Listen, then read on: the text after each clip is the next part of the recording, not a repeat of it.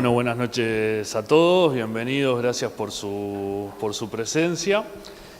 Estamos hoy comenzando la cuarta edición del seminario Bertrand Russell, que este año lleva como título Divulgación científica y apropiación ciudadana de la ciencia y la tecnología.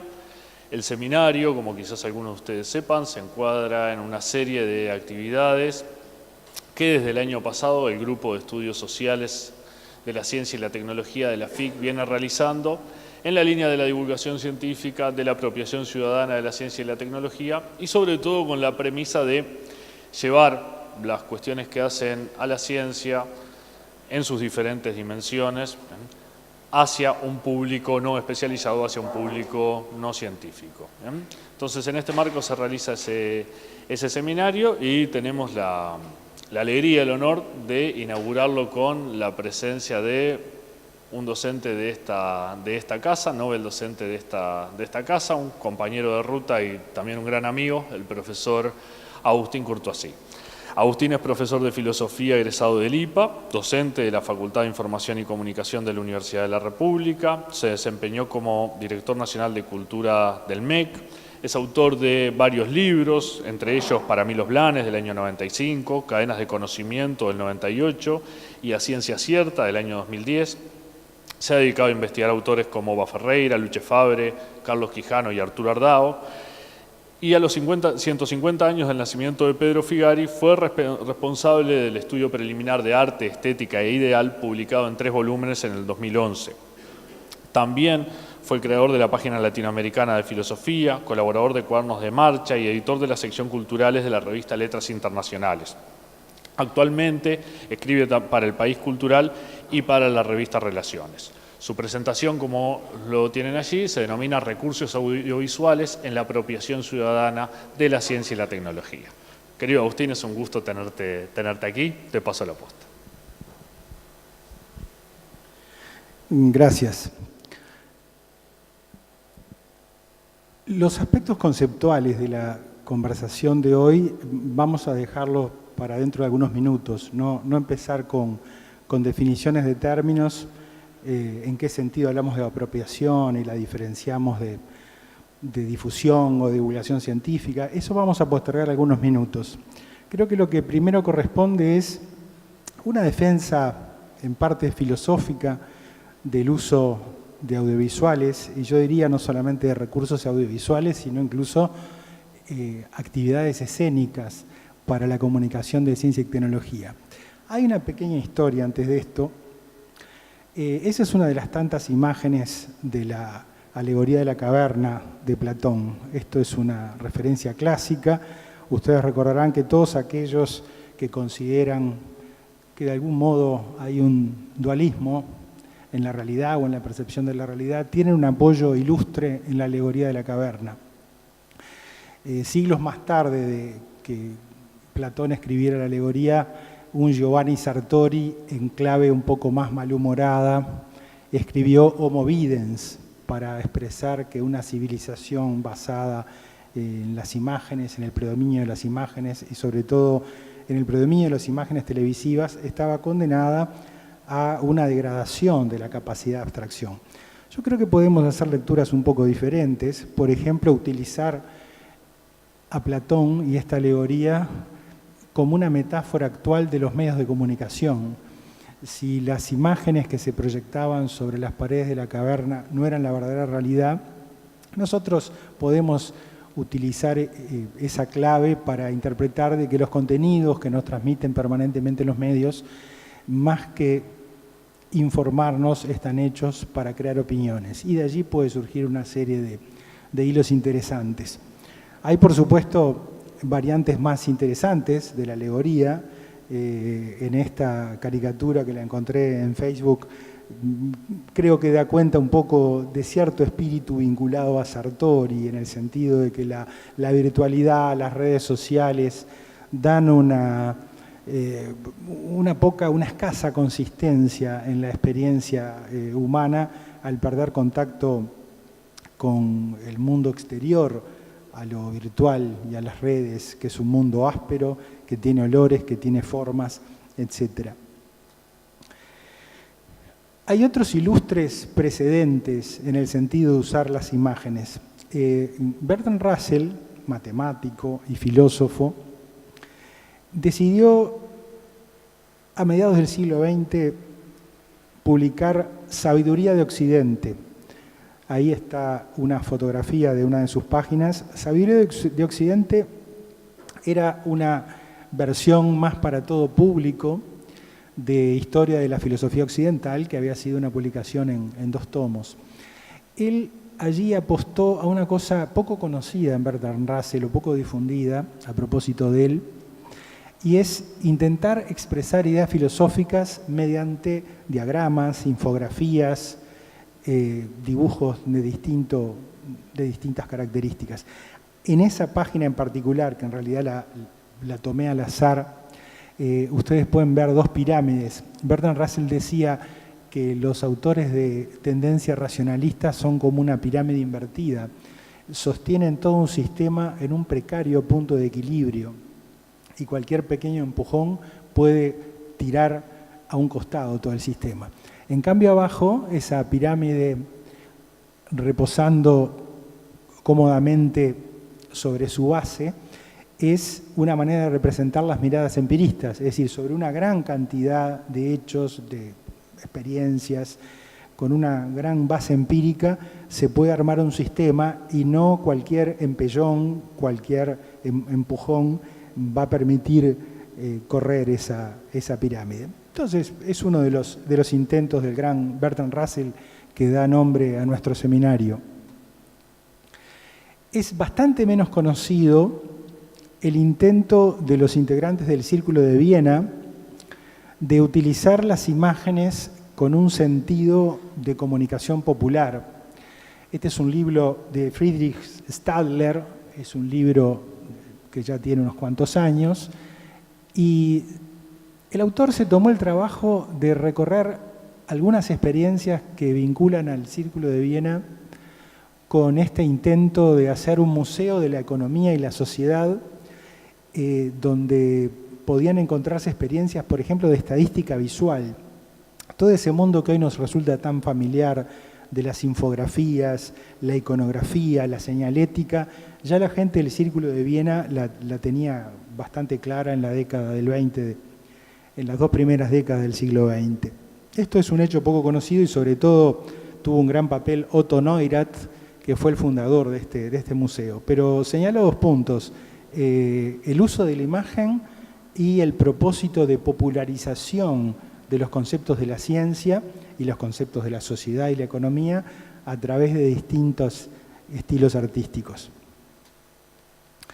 Bueno, ¿qué es lo que tenemos aquí?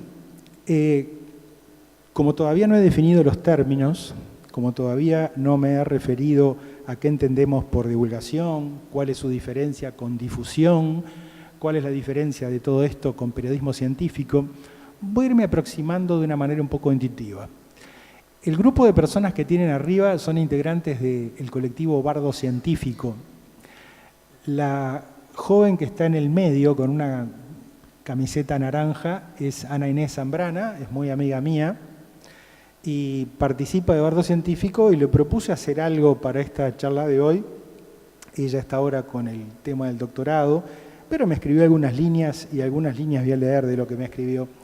Debo mencionar que Ana Inés es la única integrante extranjera de la Sociedad de Biología Molecular y Bioquímica, la Sociedad Americana. Ella me contaba en un mail donde me explicaba que no podía venir. ¿Qué es Bardo Científico? Que es su faceta de divulgadora, digamos así. Me dice Ana Inés Zambrana, hacemos monólogos de ciencia. Estamos en las redes, Face, Twitter, Instagram, donde compartimos distintos materiales. Bueno, allí me explica que pertenece a esta Sociedad Americana de Biología Molecular. Me cuenta que nos reunimos anualmente para delinear estrategias de intercambio y nuestra región y organizamos jornadas y simposios en Estados Unidos. El comité es el encargado de ofrecer un curso online de comunicación de la ciencia en inglés y se trabaja también el tema de la educación de las ciencias y política científica. Bueno, me da muchísima información adicional. me proporcionó una cantidad de links a entrevistas y a otras actividades que ha desarrollado el grupo. Actualmente estoy coordinando de forma independiente para ir a dar cursos y talleres de comunicación de la ciencia en Chile y en Estados Unidos. ¿Y quién te dice que algún día seré profeta en mi tierra y daré cursos similares acá en Uruguay? El joven de abajo a la izquierda es el doctor en economía Felipe Carosi, que desde hace años es docente en la London School of Economics. Él desarrolla un área que me interesa muchísimo en relación al tema que estamos tratando hoy. Así como la gente de bardo científico utiliza las artes escénicas para comunicar ciencia, Felipe está muy vinculado a temas de econometría, estadística visual, igual que la gente del Círculo de Viena. Se ha ocupado de temas de territorio, vivienda, seguridad, y en el caso de él son imprescindibles los gráficos para dar cuenta de sus investigaciones. En el centro del medio tenemos a Richard Fariña, que nos honra con su presencia esta noche aquí. Richard es doctor en ciencias biológicas, es paleontólogo, es autor con su grupo de colaboradores de artículos sumamente polémicos, pero aceptados en revistas arbitradas del mundo, acerca de los hallazgos paleontológicos en el arroyo del Vizcaíno, en Sauce. ¿Qué vamos teniendo hasta ahora? Ana Inés Zambrana, Felipe Carosi, Richard Fariña, todos son uruguayos, tienen producción científica original, formación científica, pero además, por distintos motivos, se toman el serio trabajo de convertir la ciencia en algo más democrático y al alcance de la gente. En el caso de Richard, me proporcionó muchísimos materiales y recomiendo calurosamente el portal de arroyodelvizcaíno.org, donde hay muchísimo material para compartir en esta fase de divulgación. El otro joven que está allí en la derecha es Omar Gil, doctor en matemáticas por la Universidad Autónoma de Madrid. Omar durante muchos años se dedicó a divulgar o difundir matemáticas a través del teatro. O sea, una vez más, así como los de bardo científico hacen monólogos, Omar Gil se dedicó a utilizar el teatro, las artes escénicas, como una forma de comunicación.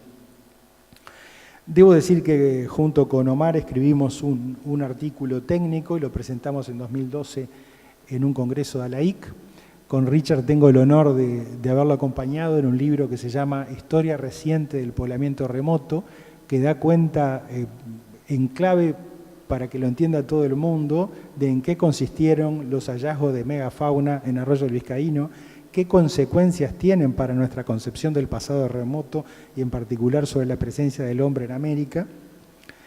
Y creo que estas formas de la comunicación de la ciencia a veces es difícil definirlas, porque estamos hablando de científicos que hacen tareas de comunicación pública de la ciencia, estamos hablando de científicos que tienen su propia producción original, pero estamos hablando, por ejemplo, como es mi caso, de un profesor de filosofía que ha trabajado en un caso con un doctor de matemáticas y en otro caso con un doctor en ciencias biológicas para producir textos que sean de acceso democrático para que el conocimiento sea cada día más de todos.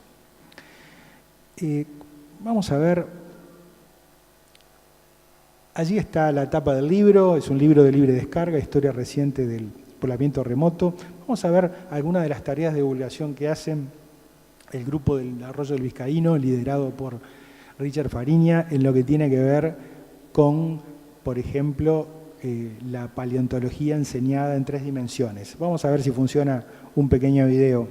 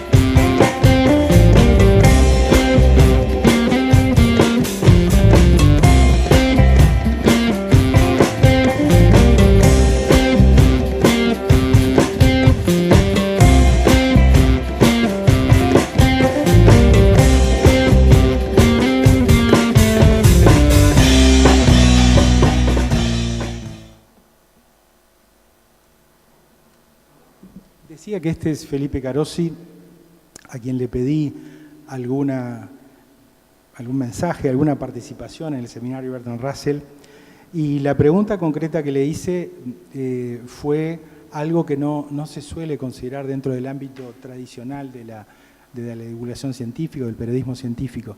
Ustedes saben que es fácil asociar periodismo científico, por ejemplo, con el Big Bang, o asociar la divulgación científica con temas de salud.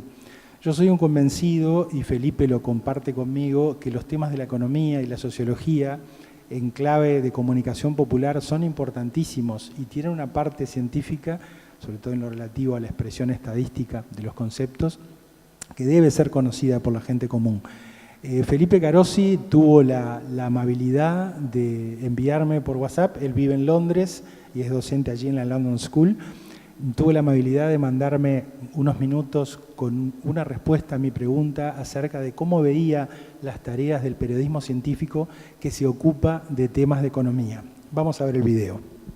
Mi nombre es Felipe Carosi, soy profesor acá en London School of Economics y trabajo en áreas de economía urbana y de political economics, que es como economía con datos de políticos y gobierno.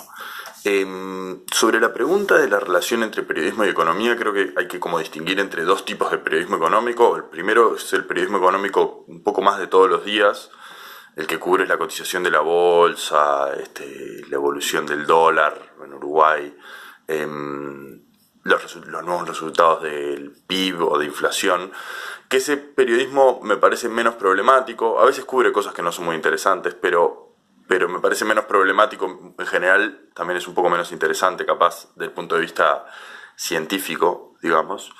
Pero no me parece que haya demasiado problema con esas coberturas. En general se interpretan bien las cosas, se fetichiza un poco algunas cifras, pero eso es normal, le pasa a los economistas también.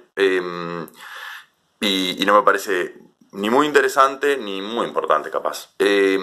Después hay otro tipo de periodismo económico que cubre más resultados de investigación, que está un poco más cerca de las cosas que hacemos acá y de la investigación que hacen los economistas, que ese me parece más interesante y más problemático, ¿no? Más interesante porque muchas veces la noticia que se presenta no es tanto una cosa como más armada, prearmada, como la cotización de la bolsa, que es una cosa que se saca un poco todos los días igual, sino que es una cosa específicamente del nuevo resultado. Ayuda mucho, creo que funciona para los economistas para que sus resultados no se queden como encerrados en una torre de marfil, ¿no? En el cual, digamos, otros economistas los leen, pero al final es como una especie de echo chamber en el cual la información no sale, y ayuda a tener como impacto en debates públicos y impactos en debates políticos de alguna manera, ¿no? Porque si no es muy difícil, si no solamente a través de como una especie de oscuros corredores de técnicos yendo y viniendo de estructuras de gobierno se daría ese impacto. O sea, por un lado permite poner ideas investigadas ahí afuera, ¿no?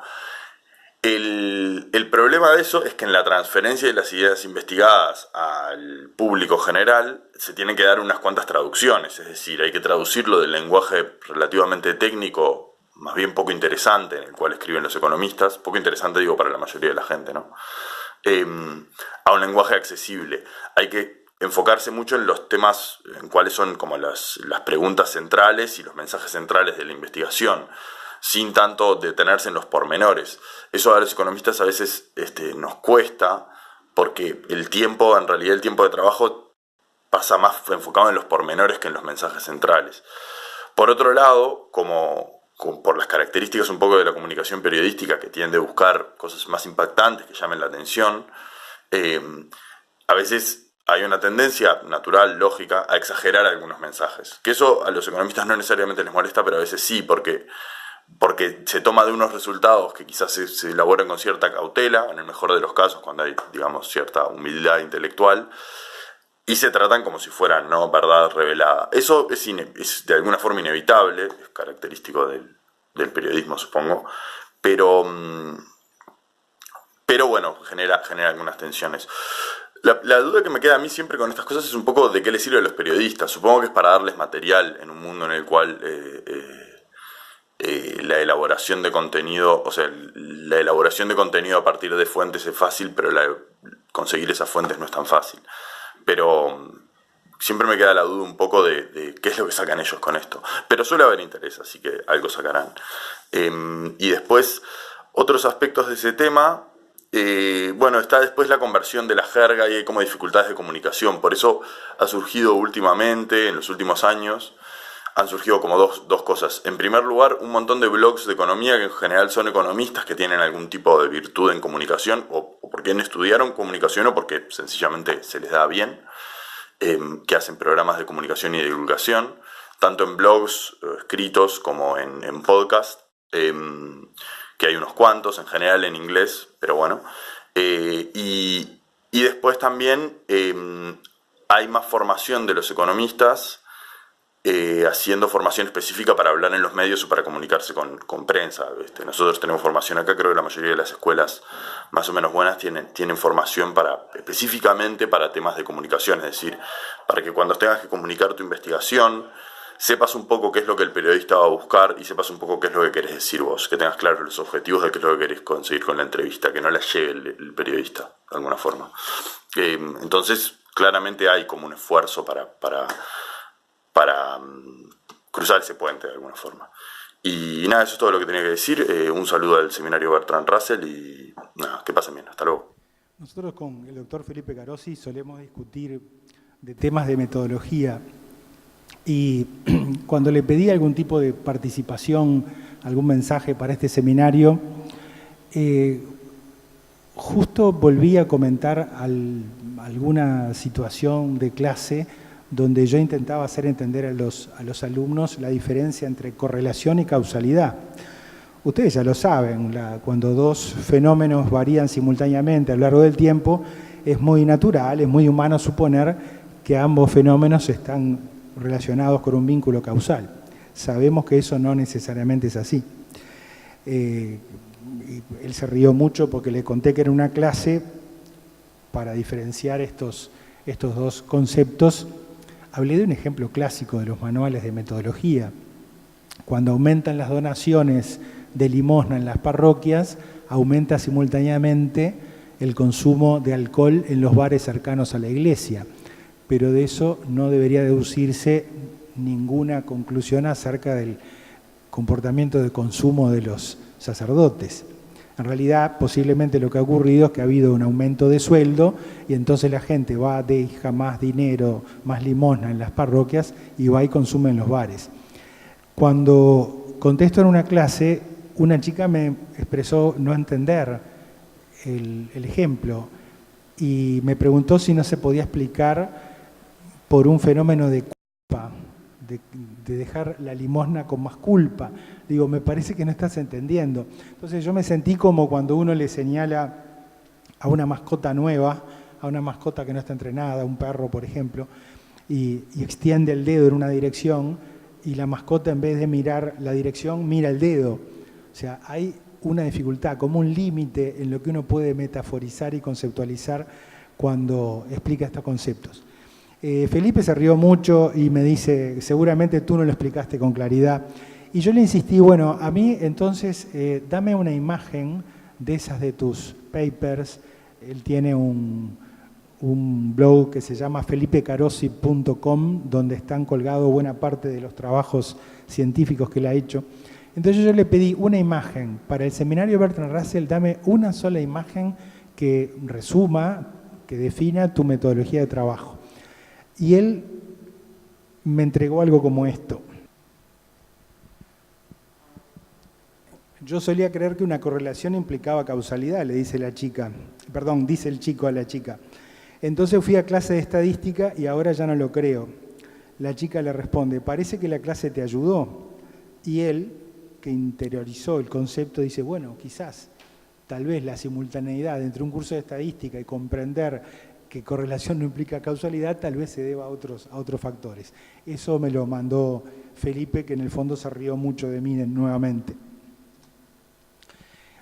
Volvamos al uso de las imágenes, a los recursos visuales o audiovisuales. Este es uno de mis libros favoritos, El universo en una cáscara de nuez, de Stephen Hawking.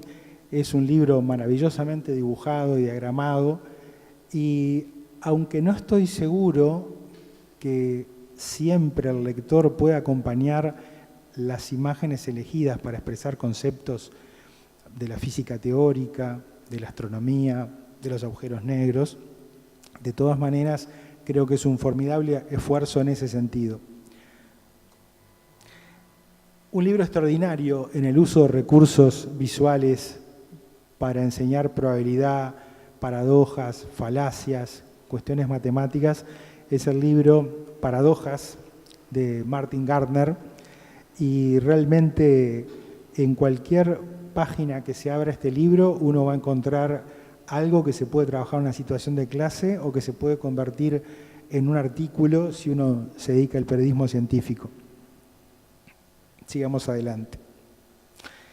Este libro de Gonzalo Vicino, Relatividad y Cosmología, me gustó mucho, no solamente porque hace un uso competente de las imágenes en su forma de enseñar relatividad y cosmología. Gracias a la lectura de este libro, ya hace muchos años, quedé inquieto y seriamente advertido acerca del uso de las teorías físicas, las teorías astronómicas, el uso de la manipulación con fines religiosos que alejan de su propósito a estas disciplinas. Eso se lo debo a Gonzalo Vicino y creo que es un libro que cada tanto vale la pena volver a visitar.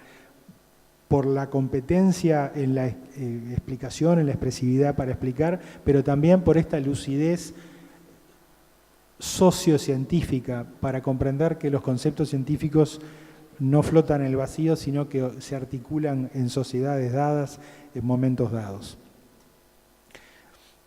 Bueno, comunicación de la ciencia. Ahora sí vamos a ver 2 o 3 diapos nada más con algunos conceptos importantes. Alfredo Marcos, en un libro precioso que se llama Ciencia-Acción, una filosofía práctica de la ciencia, quedó recortado allí el título, decía algo maravillosamente amplio y de tolerancia con las distintas maneras que se pueden considerar comunicación de la ciencia.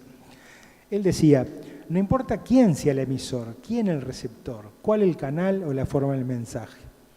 En los congresos científicos, en conversaciones entre científicos, entre expertos y políticos, atención a eso, en publicaciones especializadas, en una entrevista hecha por un periodista a un científico, en un peritaje judicial, en un informe de un experto, en un parte meteorológico, en un documental televisivo, en medios de comunicación de masas, en la escuela, en los museos, en todos estos casos y lugares que tomamos solo a título de ejemplo, hay comunicación de la ciencia. ¿Se dan cuenta qué visión abarcadora y cuántas veces nos enredamos? Eso es comunicación, eso es popularización, eso es difusión. Vamos a ver algo más que dice Alfredo Marcos. La comunicación social sería un caso particular, ¿no? O sea, es una forma de comunicación de la ciencia cuyo receptor es la sociedad en general y no, por ejemplo, un ministro, un juez o la propia comunidad científica. Esta forma excluiría congresos y publicaciones especializadas, pero incluiría el sistema educativo, los medios de masas, los museos. Todas estas citas de Alfredo Marcos las pueden encontrar en mi blog Ciencia Quiria, es sencillamente poner agustincourtoisy.wordpress.com y hay un artículo entero dedicado a reflexionar sobre estos aportes terminológicos de Alfredo Marcos.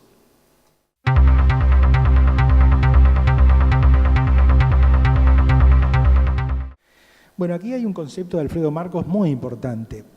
La divulgación no es la difusión. La divulgación tiene una conciencia, una preocupación de a qué público se quiere llegar. En cambio, en la difusión más bien se cumplen compromisos institucionales. Un comunicado de un ministerio, un comunicado de una universidad, un evento donde no se ha hecho un desglose de los invitados, sino que es para todo público. O sea, cuando interesa más el emisor, se habla de difusión, en el mismo sentido en que una linterna hace un barrido por una habitación oscura sin preocuparse de qué objeto se está iluminando. En cambio, en la divulgación sí hay una preocupación por el receptor de los mensajes.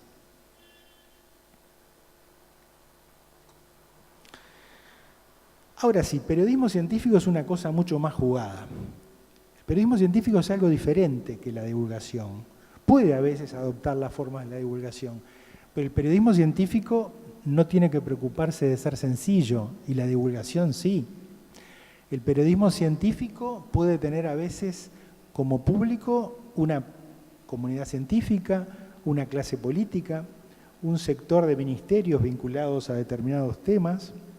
El periodismo científico facilita lo que era el sentido de la charla de hoy, la apropiación de los ciudadanos, y en sí mismo es una tarea de apropiación.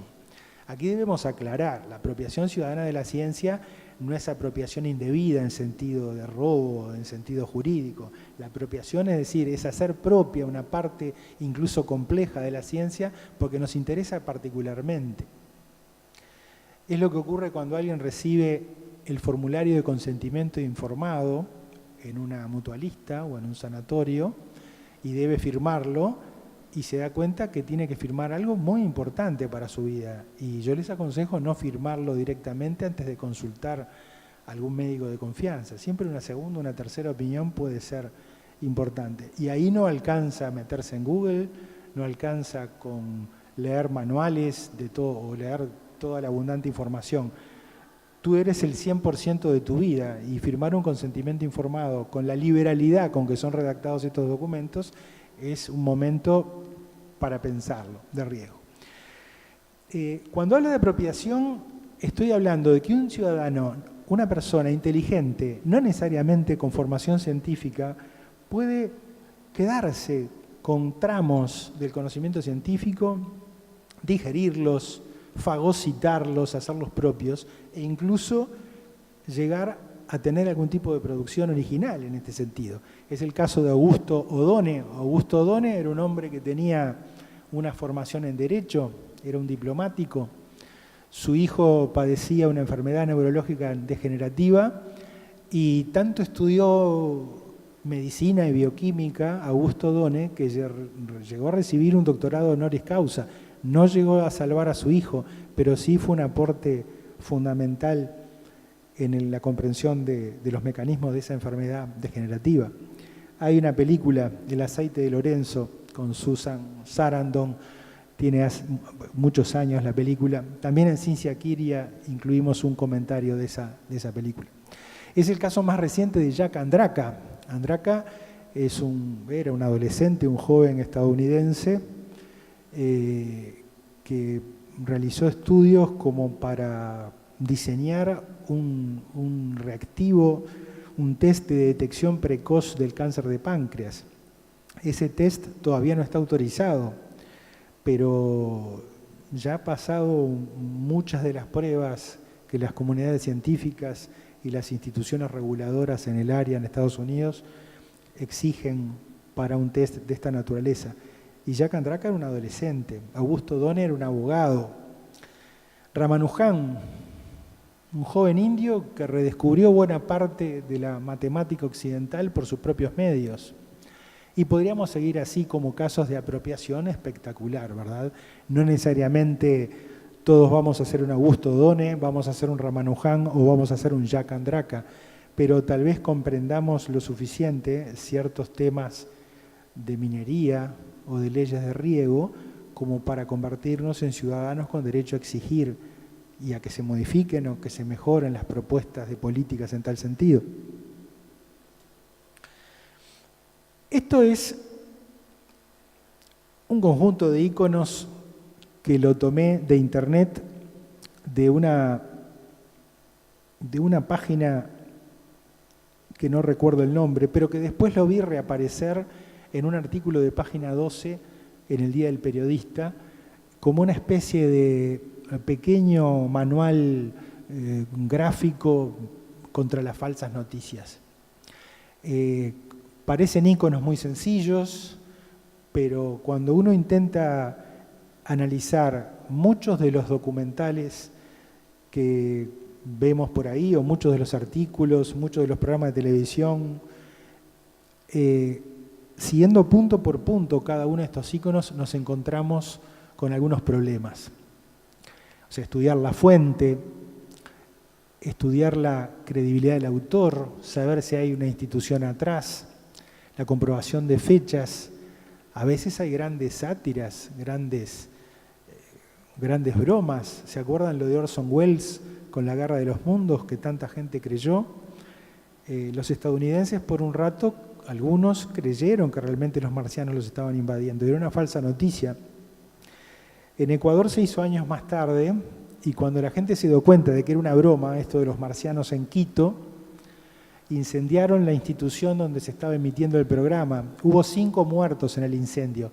O sea, las falsas noticias provocan muertes.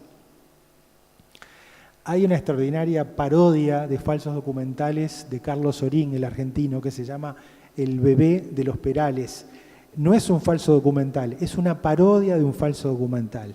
Es decir, recurre a todos los trucos que podrán encontrar en algunos documentales, no todos, de Netflix, de YouTube, etc.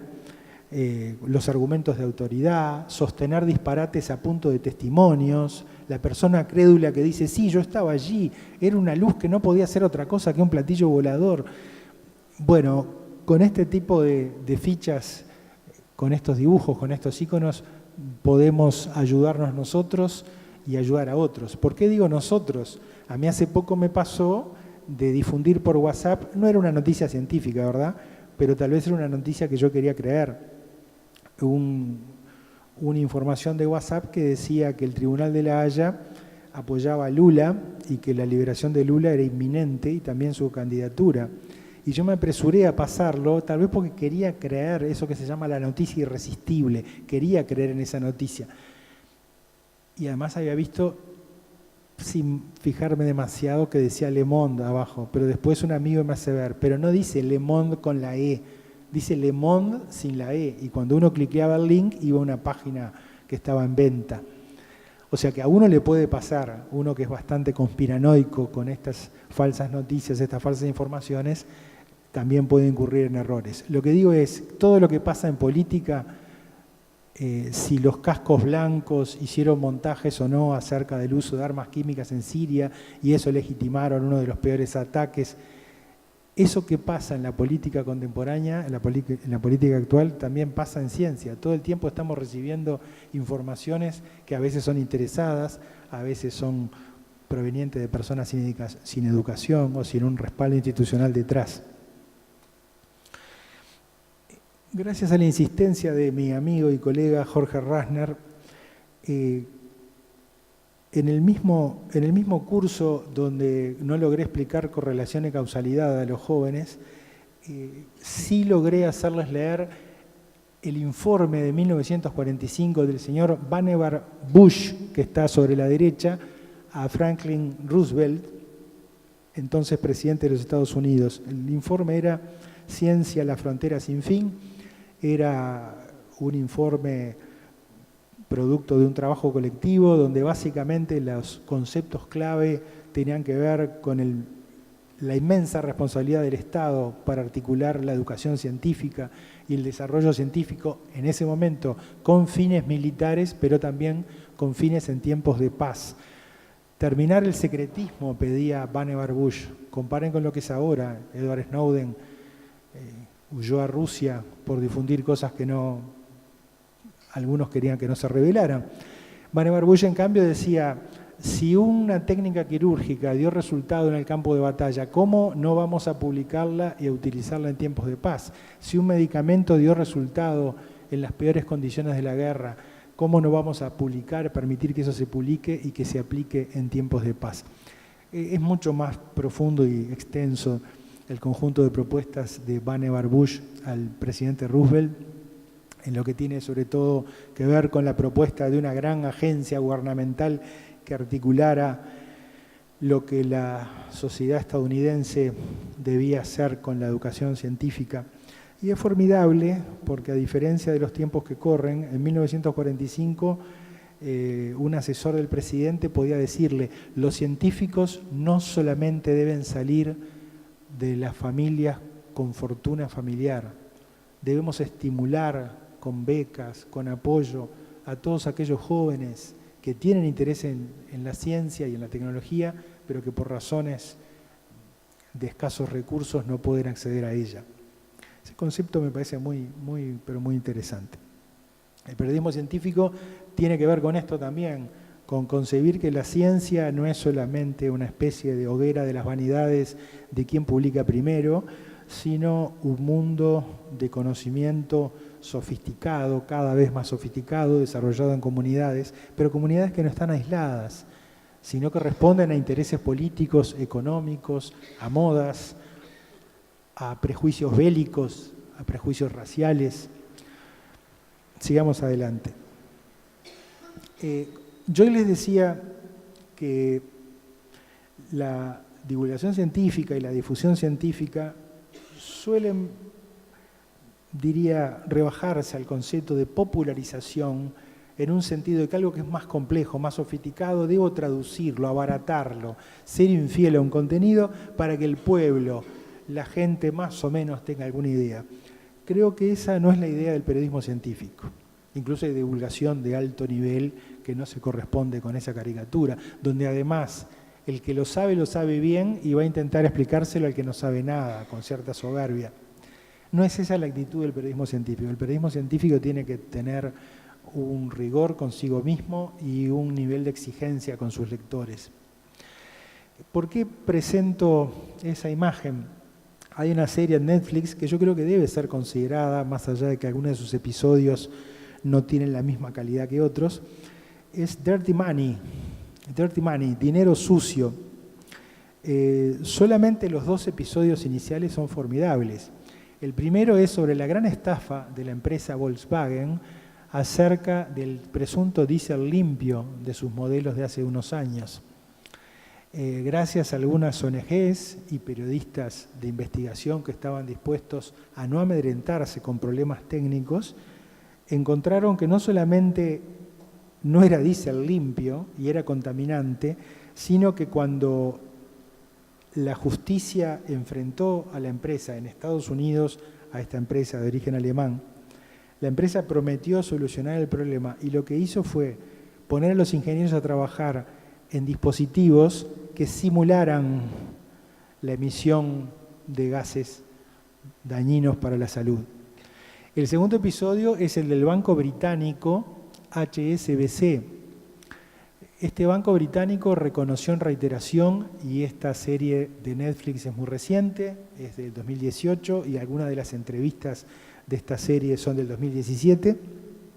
Este banco británico reconoció haber lavado dinero de carteles mexicanos, incluso de vínculos con grupos terroristas, y lo que propuso fue un acuerdo que se les aceptó, que consistió en pagar millones de dólares para seguir adelante y supuestamente volver a lo que es el mandamiento número 1 de una institución financiera y de una inmobiliaria: conoce a tu cliente. El HSBC no estaba en las condiciones de los bancos medianos de México, que cuando un gerente recibía a alguien con mucho dinero, la persona mostraba la valija con dinero y por otro lado empezaba a sacar, como si fueran cartas, las fotos de los hijos del gerente, que apresuradamente dejaba en un cajón el protocolo de conoce a tu cliente y aceptaba grandes fondos y comenzaba un mecanismo de lavado de dinero. The con man is a fixture of American life, and con man is short for confidence man.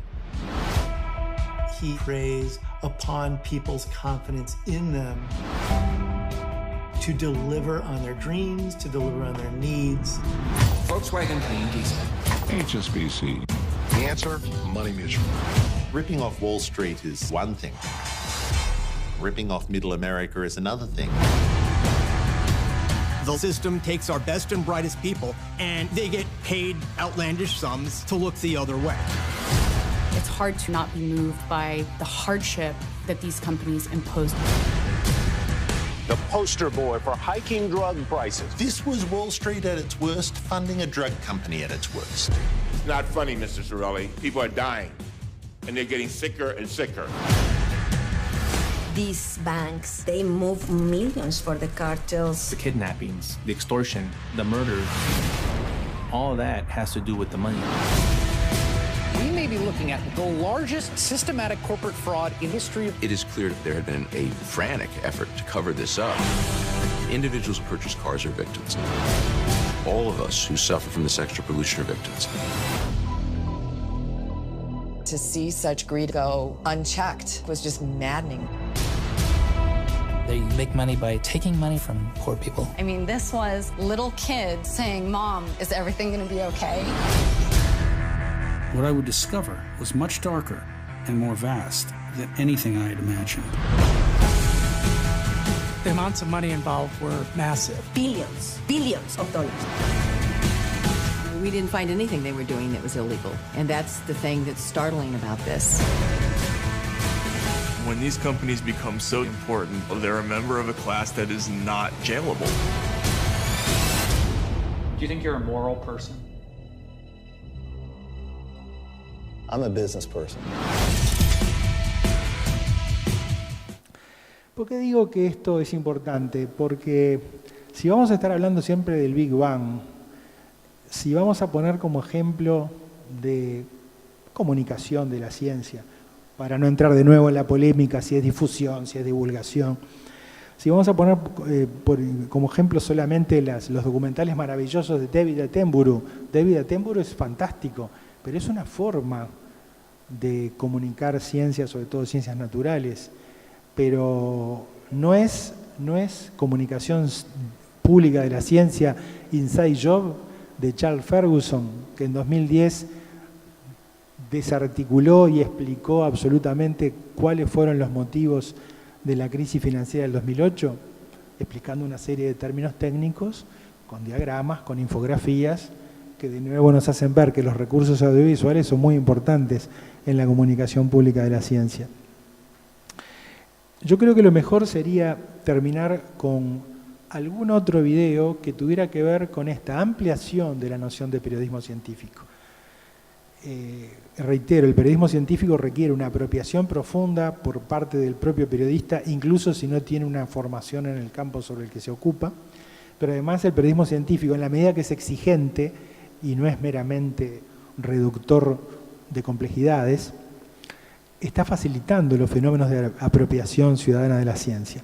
Vamos a ver un pequeño tráiler de una película con la cual me dio la ilusión de que yo podía empezar a entender por qué volaban los aviones.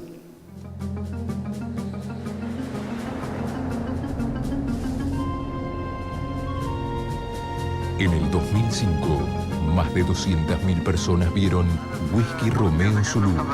Ahora, del mismo director llega... Los controles se hacen. Se evalúa esta tragedia como la peor de la historia de nuestro país. Un suboficial de la Fuerza Aérea Argentina Se curraban $100.000 por vuelo. El avión se habilita sin una alarma que era obligatoria. La falta se repite y llegan amenazas telefónicas. No se tiene la estructura como para poder efectuar los controles. La Fuerza Aérea estaba absolutamente avisada. ¿Dónde estaba la Fuerza Aérea cuando apareció todo eso? Hacemos lo que podemos con lo que tenemos. con la lupa en este hombre. Se llama Carlos Rodes. La Fuerza Aérea hizo la vista gorda en el tráfico de droga. No sé. Eso es corrupción, lisa y llana. En medio de la pista se mató. No, me hubiera gustado ser pasajero. Capacidad para controlar el avión ante determinado factor. Error de piloto. Usted dijo textualmente que la empresa no tiene responsabilidad sobre la máquina. Porque esto ya pasó, no murió nadie, listo. Trazamientos de vehículos no identificados se relacionan. Los radares están más viejos y las fallas latentes son las mismas. Esta es la cantidad de aviones que rompió Fuerza Aérea. Cerca de 300. Imagínense que están controlando un radar con esta imagen. Y de golpe, ¡pluf!, desaparece todo. ¿Qué hacemos? Fuerza Aérea Sociedad Anónima. Lo que pasa en tierra mientras vos estás volando. Esta película de Piñeiro está en YouTube entera. Hay algunas animaciones extraordinarias para explicar aspectos técnicos del funcionamiento de los aviones, pero también un gran didactismo para explicar la degradación de la cultura corporativa de entonces en la navegación aérea de la Argentina. Él tiene otro estupendo documental que se llama El Ratty Horror Show. El Ratty Horror Show está referido a un joven de apellido Carrera que fue incriminado, fue hallado culpable de la llamada masacre de Pompeya. Pasó 7 años en la cárcel. Piñeiro investiga el caso y descubre que plantaron las pruebas, que la policía se equivocó de coche pensando que era un delincuente, y un padre de familia sin antecedentes y en su propio coche termina siendo considerado un criminal. La película es importante porque nos enteramos, por ejemplo, de algunas técnicas forenses. Por ejemplo, se sostuvo en contra del joven Carrera que no se podían practicar pericias en un arma ensangrentada. Entonces, ¿qué hace Piñeiro? Pixela el rostro, pero trae un especialista, un policía forense, que muestra cómo también hay técnicas para detectar huellas dactilares, aún en un arma ensangrentada. Esos y otros elementos tienen que ver con una concepción de la ciencia y la tecnología mucho más amplia que el Big Bang o el pequeño vallenato que se acerca al mar de coral en una película de Cousteau. Todo es interesante, pero este otro costado está como omitido, está como menos visualizado en la vitrina de la comunicación de los conocimientos que creo que son perdurables, son empoderadores del ciudadano común cuando los conoce, y esto nos llevaría a una noción de periodismo científico funcional a la apropiación ciudadana de la ciencia en términos algo más adultos que volver a ver una edición de Cosmos cambiando a Carl Sagan por otro científico. Quedo abierto a las preguntas. Gracias por la atención.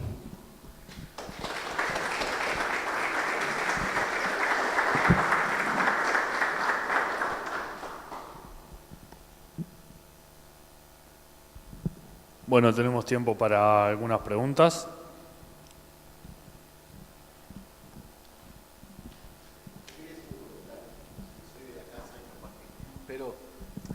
Quería hacer un comentario. En primer lugar, te felicito, Agustín, comparto absolutamente lo que tú decís, y simplemente un comentario que enfatiza algo, ¿no?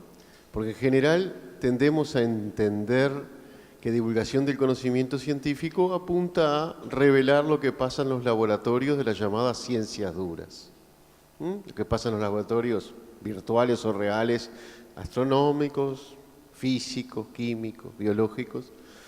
Y precisamente, digamos, la convicción que hay en la gente es que, bueno, conocer la ciencia es ver qué pasó en ese laboratorio, en esa institución prestigiosa. Y creo que tú introduciste algo que es extremadamente relevante, y con lo cual yo de acuerdo, que hoy por hoy, cuando hablamos de ciencia, estamos hablando de un complejo, yo insisto en esto bastante frecuentemente y algunos compañeros hasta se podrán quejar de esta insistencia, de que estamos en medio de un contexto científico-tecnológico, donde si bien obviamente hay instituciones científicas, hay instituciones tecnológicas, uno las puede separar, las puede ver, tienen domicilios diferentes, pero los resultados, la aviación, el desarrollo de la aviación, el desarrollo de ciertas técnicas digamos, de transporte, como el caso de Volkswagen y los medios contaminantes, etcétera, o los casos de lavado de dinero, todos refieren a tecnologías o complejos científicos tecnológicos que tienen por objeto gestionar el mundo actual. Y digo, no hago más que compartir y felicitarte porque creo que un periodismo científico o una divulgación debe incorporar precisamente todos estos factores científico-tecnológicos que frecuentemente están dejados. Tal es así que hace un tiempo, yo hace un tiempito que vengo trabajando con estas cuestiones, una vez entrevistábamos e invitábamos a una clase a quien tenía en aquel momento, supongo que ahora ya no está más, pero yo le perdí la pista, la página en aquel momento más importante de divulgación científica que había en Uruguay, que era una página que estaba en el semanario Búsqueda. Y en esa página eran 2 o 3 carillas en concreto que llevaba por número, lo cual es muchísimo para nuestro medio. Había 2 páginas y media que se centraban en cuestiones de salud, porque La respuesta era, a la gente le interesa saber la última vacuna, el último tratamiento, la última manera de diagnóstico, y una media carilla o a veces una carilla entera cuando sucedían cosas así trepidantes, ¿no? La vaca loca, etcétera, etcétera, etcétera. Digo, en aquel momento estaba la vaca loca muy presente, el tema de la vaca loca. Pero nuevamente se dejaba de lado todas estas cuestiones que tienen que ver con los desarrollos científico-tecnológicos y que se tienden a ver más como un periodismo de investigación, porque tienen aspectos políticos, económicos, financieros, y no se los percibe como parte de una ilustración científico-tecnológica. Era este comentario que es simplemente laudatorio de tu persona. Pero quiero aclarar, vos dijiste que por recomendación mía introdujiste a Vannevar Bush, que no es George W., como habíamos dicho ya antes, y no fue por insistencia mía, sino que fue por insistencia tuya. Pero bueno, me alegra también de que así haya sido. Bueno, yo escuché atentamente tu exposición, Agustín, y lo que me quedó dando vueltas en la cabeza es algo que para ser más concreto, voy a leer. Un tipo que vos conocés y sé que lo querés mucho, Ryszard Kapuscinski.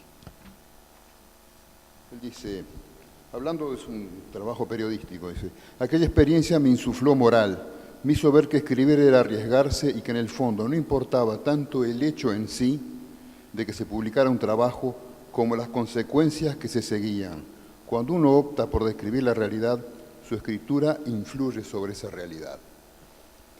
Me parece realmente providencial, justamente yo estaba leyendo a este hombre, pero me interesa mucho qué es lo que hacemos con esta tarea de divulgación, porque definitivamente también puede suceder, como de hecho sucede, y lo vemos permanentemente, qué sé yo, por ejemplo, las conferencias de prensa que dan los ministros de Economía. Hay que escuchar en estos días nomás cualquier canal de televisión argentino, y es una jerga que obviamente para el común de la gente es ininteligible, y que todos en el fondo piensan, estos me están cagando, lo único que queda en el fondo. Es decir, ese es el gran dilema. Eso es lo que Kapuscinski se interroga, ¿no? ¿Qué es lo que hacemos con todo eso? ¿Cómo lo transmitimos? ¿En qué medida nuestro lenguaje, nuestros recursos expresivos, nuestra forma de transmitir la verdad o la realidad, ayudan a comprenderla, ayudan a tomar partido, ayudan a participar, ayudan a hacer algo con ella, ¿no? Y en ese sentido, yo recuerdo también, me vino a la cabeza el caso de que últimamente bastante mencionado, el caso de Rupert Sheldrake, ¿no?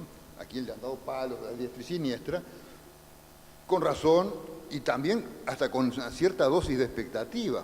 Porque ¿qué pasa? Como recuerdo acá, había notado, un periodista del Guardian decía que Sheldrake es una especie de dios de los gaps que hay en la ciencia. Él se mete en las endijas, pero no justifica nada. Toda su ciencia no es falsable.